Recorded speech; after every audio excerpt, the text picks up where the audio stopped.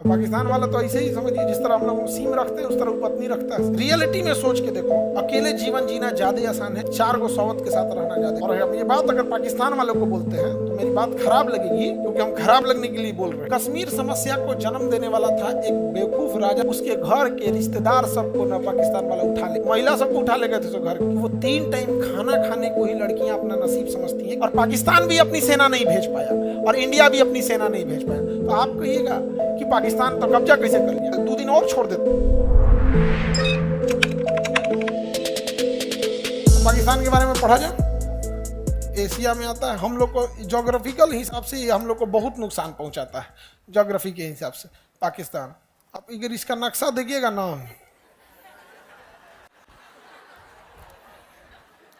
पाकिस्तान का निर्माण कब हुआ था? 14 अगस्त 1947। अरे ये वाला है जी पाकिस्तान,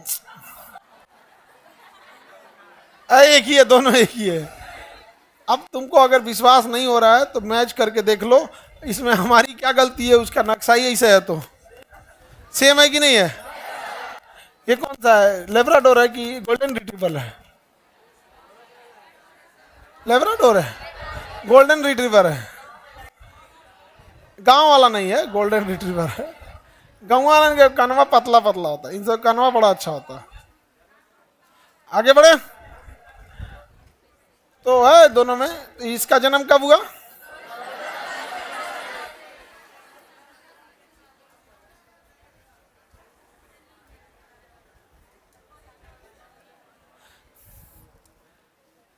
चलिए तो हम पाकिस्तान को पढ़ते हैं। पृथ्वी पे कलंक।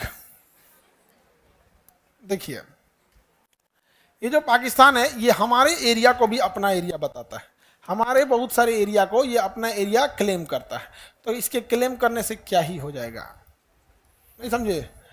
क्लेम कर देने से कुछ होगा नहीं। देखो, ये हम लोग का ये है हमारा कश्मीर। तो कश्मीर समस्या को जन्म देने वाला था एक बेवकूफ राजा, नाम था उसका हरी सिंह।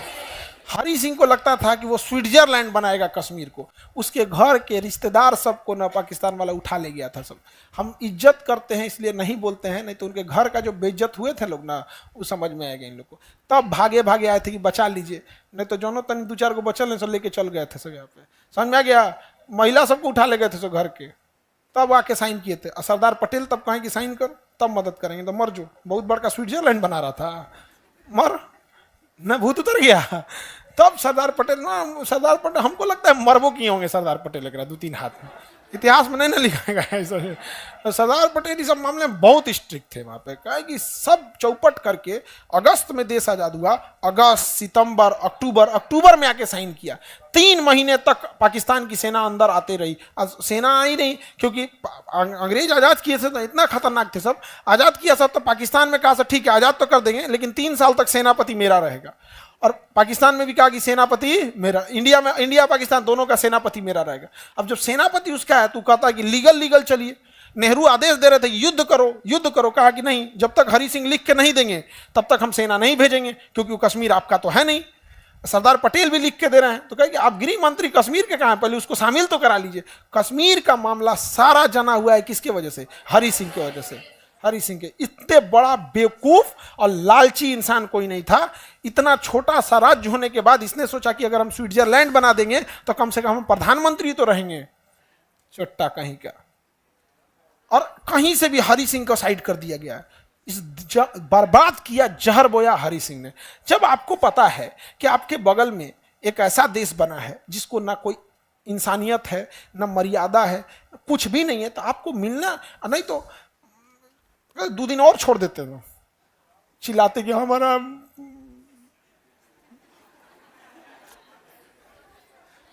खाली पुरुष बसते सब इनके घर है। बहुत बदतमीजी किया है सभी सब।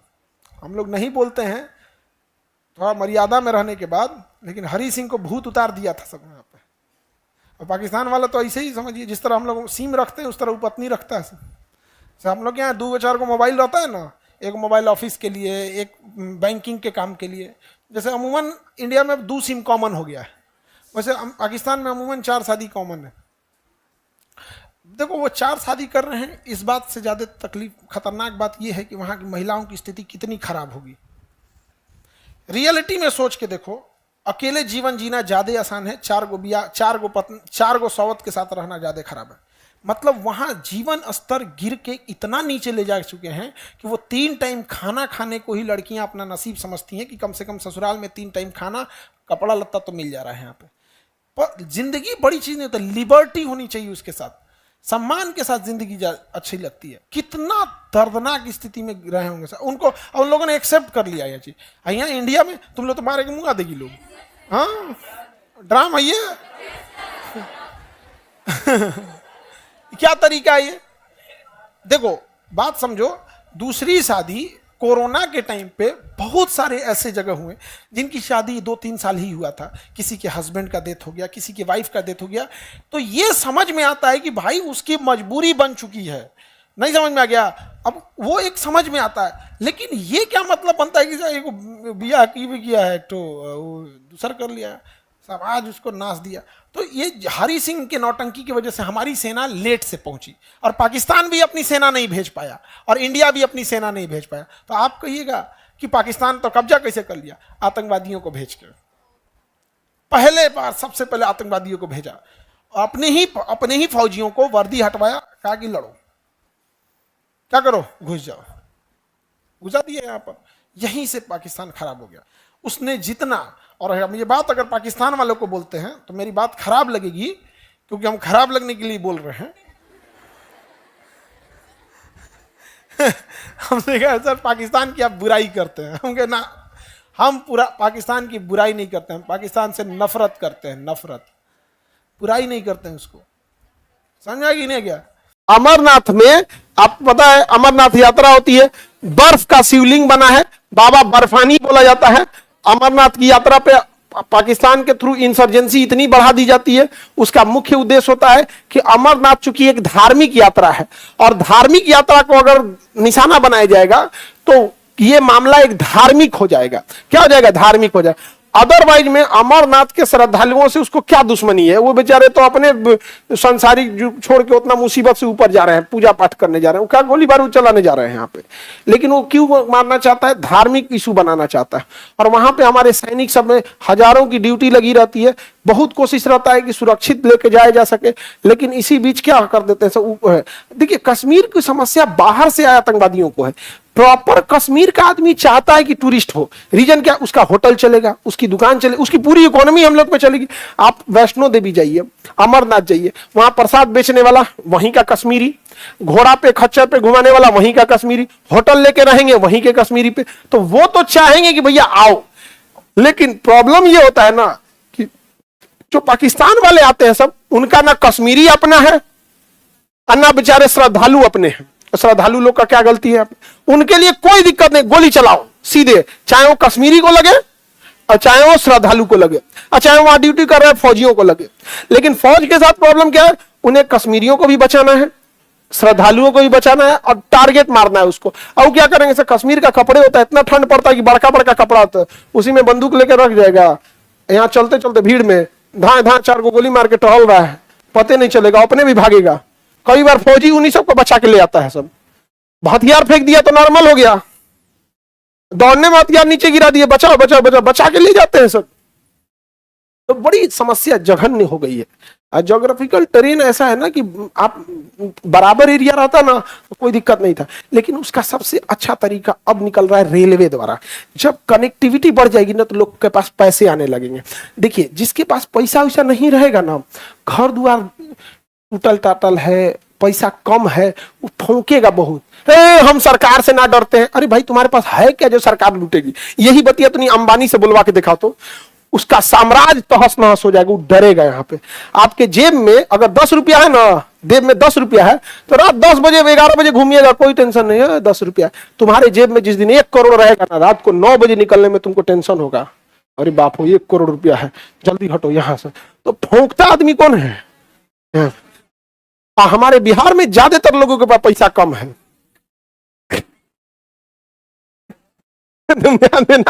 ज्यादातर फौकेगा यहाँ पे। ऐसे तुम जानता है हमको घर में हमारा सेकंड हैंड 4 को बोलेरो पड़ल है। तो कश्मीरियों के साथ क्या हुआ? उनकी इकोनॉमी चौपट हो गई।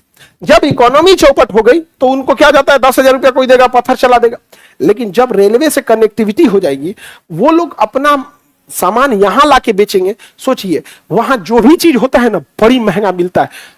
दालचीनी, मसाला, केसर, सैफरॉन, जायफल, सेब, अंजीर, अखरोट, बादाम, इससे कोनो सस्ता चीज वहां मिलवे नहीं करता है। वहां गेहूं चावल ना सब ड्राई फ्रूट। लेकिन होता क्या है, उनकी कनेक्टिविटी नहीं होती है। बीच में जो दलाल है सब, ये सेब खरीदते, आपको पता है 10 रुपया किलो खरीद लेता है, 10 रुपया किलो खरीद लेता है सेब कश्मीरी का। हम लोग को मिलता है 100, 150, 200 कितनों चल जाएगा, 10-20 रुपया सेब खरीद लेता है कश्मीरी। जब क्यों, उनके पास प्रॉब्लम है, कनेक्टिविटी नहीं है। जब ट्रेन आ जाएगी, कोई दिक्कत नहीं, ट्रेन पे ला देगा। ट्रेन का लगेज पिछवा एगो डिब्बा होता है लगेज का, 5 कुंटल लग दिया, लगेज का पर्ची कटा लिया, 500 रुपया का पर्ची, धाए से बैठा ट्रेन में, सुबह में बैठा, शाम में पहुंच गया चंडीगढ़। शाम में कहां पहुंच गया, चंडीगढ़। ले आ चंडीगढ़ में बेच के चल दिया वहां पे। अब वो आदमी जिसको पहले 10 रुपया 20 रुपया सेब उसका खरीद लेता था, अब वो यहां 100 रुपया बेचेगा, अच्छा मुनाफा कमाएगा। तुम्हें क्या लगता है, उसका घर का आदमी पत्थर चलाएगा? इकोनॉमी बहुत बड़ी चीज होती है। जितना बड़ा अपराध होता है, जो भी क्राइम होता है, वो बड़े लोग करवाते हैं जिनके पास अथाह पैसा है। लेकिन करने वाले वही होते हैं जिनका पेट भरा नहीं है, भूखे नंगे लोग, छोटे छोटे पैसे। तुम्हें क्या लगता है 10,000 रुपये के लिए कोई अच्छा आदमी पत्थर चलाएगा? अगर कश्मीर की इकोनॉमी ठीक हो जाए तो 10,000 वाला आदमी ही नहीं मिलेगा उसको। अब बिजनेस होने लगेगा, तू कहेगा 10,000 में पत्थर चला था, चल मेरे यहाँ गाड़ी पे बैठ जा, तुम एक ट्रक सेब ले जा रहे, तुम खलासी बन जा, तुमको हम दे देंगे 20,000। गोवा के आदमी की आज इकोनॉमी इतनी बढ़ गई है कि आप गोवा के आदमी को कहिए ना, लो 50,000 में पत्थर चलाओ, कहेगा बैल कहीं का, हम एक रेस्टोरेंट खोल देंगे, मछली भूज देंगे, इधर चिकन भूज देंगे, आके कोई खा जाएगा। और पर्यटक लोगों को दुकान से मतलब नहीं होता है कि कौन दुकान अच्छा देता है, कौन दुकान खराब देता है। वो जहां भूख लगे हुए खाएगा, वो उसको आइडिया ही नहीं है। आप पटना में रह रहे हो इतने दिन से, तब ना आइडिया लग गया कि इसका समोसा अच्छा है, इसका समोसा खराब है। रेलवे स्टेशन पे क्या पता आपको कि किसका समोसा अच्छा खराब है? नहीं समझे? आगरा के पहले कोई स्टेशन है टुंडला, वहां में को समोसा खरीदे तो जब खोले ना, उसमें तो खड़ा आलू था, खड़ा आलू, और हद की याद है उबला हुआ था। कम से कम उसकी इंसानियत छील तो देता। हम कह रहे कि भैया कम से कम यार छील देते यार। टुंडला एक बड़ा स्टेशन पड़ेगा, भूख लगा था, खाए, हमको अजीब लगा, खोले तो खड़ा आलू था। अब पता नहीं स्पेशल समोसा था क्या था, आलू छीला भी नहीं था, बस बॉयल करके भर के छान दिया वहां पे। किसको पता है वहां पे कौन स्टेशन है, वहां लोग रुकते हैं, चले जाते हैं। अब पता नहीं उसका सब वैसे ही था या जो हमको दिया था वही ऐसा निकल गया था। लेकिन अक्सर ट्रेन में आपको इस टाइप का नमूना खाना मिल जाएगा आपको। तो जम्मू कश्मीर में इकोनॉमिकल प्रॉब्लम बहुत भयानक है यहां पर। तो ये अमरनाथ समझ में आ गया। और यहां पे बोलिए, ये हो गया श्रीनगर। श्रीनगर से नीचे आइएगा, श्रीनगर से नीचे पुलवामा, श्रीनगर से नीचे पुलवामा। 14 फरवरी 2019 पुलवामा अटैक हुआ था। 14 फरवरी 2019 कहां अटैक हुआ था? पुलवामा, पुलवामा में हुआ था। पुलवामा में अटैक कौन किया, क्या किया, इसका कोई रिपोर्ट नहीं आया। और वहां पे बताए पुलिस, जम्मू कश्मीर पुलिस बताए, और सीआरपीएफ के ही पायलट जो होते हैं, जो आगे गाड़ी चलती है पायलट बोलते हैं, उसको बोले कि किसने प्रोटोकॉल जब होता है कि जब कोई कॉन्वे जाता है तो उस बीच में किसी गाड़ी को एंट्री नहीं करने दिया जाता है, तो कैसे एंट्री किया था? वो मारा हुआ आतंकवादी, उसको मार देना चाहिए। मार क्या देना चाहिए? मरिए गया वो, अब उसके मास्टरमाइंड को खोजना चाहिए। लेकिन जो ट्रैफिक इंचार्ज था, जो आगे गाइड कर रहा था, आगे देखिएगा एक पुलिस खुली जीप सी जाती है, एक से दूसरे में 100 मीटर का गैप होता है, उतनी दूर तक गाड़ी आया कैसे?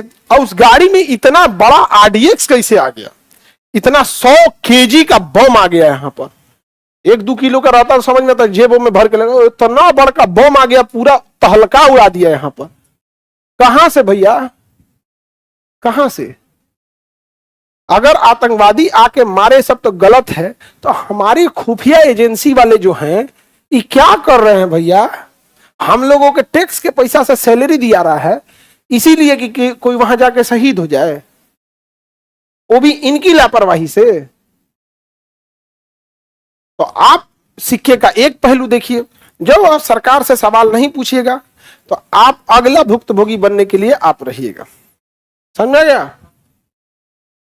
जलते घर को देखने वालों, फूस का छप्पर आपका है, आपके पीछे तेज हवा है, आगे मुकद्दर आपका है। चुपचाप देखिएगा, देखते रहिएगा। राहत इंदौरी साहब बोले थे ना, लगेगी आग तो आएंगे कई घर जद में, यहां अकेले हमारा मकान थोड़ी है। जब समाज में मानसिकता और ये सब की आग लग जाती है तो एक एक करके हम सबका घर जलता है।